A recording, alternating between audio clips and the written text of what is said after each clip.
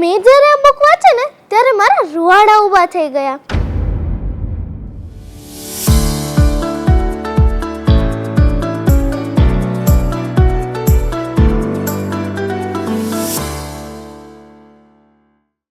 સુરાપુરા સૌ ભલા જય રણ ચઢે ને હસે, સુરાપુરા સૌ ભલા જય રણ ચઢે ને હસે, ખાસ હે છે અંગ પર પણ ડગલું ના પાછું ખસે, ખાસ હે છે અંગ પર પણ ડગલું ના પાછું ખસે.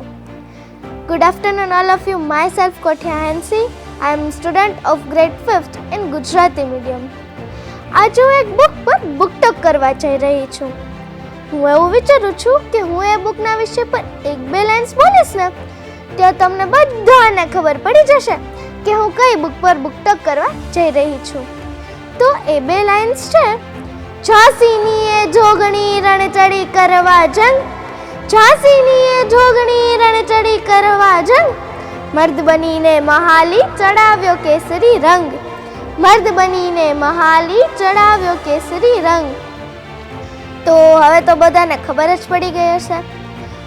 હું ઝાંસીની રાણી લક્ષ્મીબાઈની સેનામાં એક બહાદુર મહિલાની વાત કરું છું જેને ઝલકારીબાઈના નામથી ઓળખવામાં આવે છે. આપણા ભારતમાં અનેક વિરાંગનાઓ છે જેમાંની આ એક વિરાંગના છે. મારી બુકનું નામ છે 1857ની ક્રાંતિકારી ઝલકારીબાઈ. આ બુકના લેખકનું નામ કિશન કમલ છે. આ બુકમાં કુલ 219 પેજ છે. આ બુકની કિંમત 110 રૂપિયા છે. ભલે આ બુકની કિંમત માત્ર ને માત્ર 110 રૂપિયા હોય, પરંતુ આ બુક તમારે બધાએ અને ખાસ કરીને સ્ત્રીઓએ વાંચવું ખૂબ જ જરૂરી છે કે એક સ્ત્રી શું કરી શકે છે. સ્ત્રી ધારે તો બધું જ કરી શકે છે. તો તમે બધાએ ઝાંસીની રાણી લક્ષ્મીબાઈનું જીવન ચરિત્ર તો વાંચેલું જ હશે. વાંચેલું છે ને? તો એવું જ જીવન ચરિત્ર આ ઝલકારીબાઈનું છે.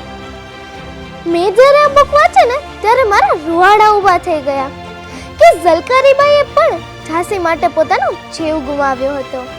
તેથી મેં જે આ બુકમાં વાંચેલું છે એ થોડું હું તમને જણાવવા માંગુ છું. આ વાત છે 1857ની ક્રાંતિકારીની, જ્યારે ભારત પર અંગ્રેજોનો રાજ હતો. ઝલકારીબાઈ સ્વતંત્રતા સંગ્રામની એક વિરાંગના અને ઝાંસીની રાણી લક્ષ્મીબાઈને અગ્રણી સલાહકાર હતા. કોળી સમાજમાં જન્મેલા ઝલકારીબાઈ રાણી જેવા જ દેખાતા હોવાથી અંગ્રેજો દ્વારા કિલ્લાની ઘેરાબંધી સમયે તેમણે રાણીનો વેશ ધારણ કરીને બલિદાન આપ્યું હતું. તો હવે હું તમને એક પ્રશ્ન પૂછવા માંગુ છું, પૂછી શકું? તો મારો પ્રશ્ન એવો છે કે આપણા ભારતમાં અનેક વિરાંગનાઓ છે જેમાંથી ઝલકારીબાઈ અને ઝાંસીની રાણી લક્ષ્મીબાઈ તો છે જ, પણ શું આના સિવાયની ઘણી બધી વિરાંગનાઓ છે? શું તમે તેમને ઓળખો છો? શું તમને તેમના નામ આવડે છે? તો હું એ બધી વિરાંગનાઓના નામ તમને જણાવીશ.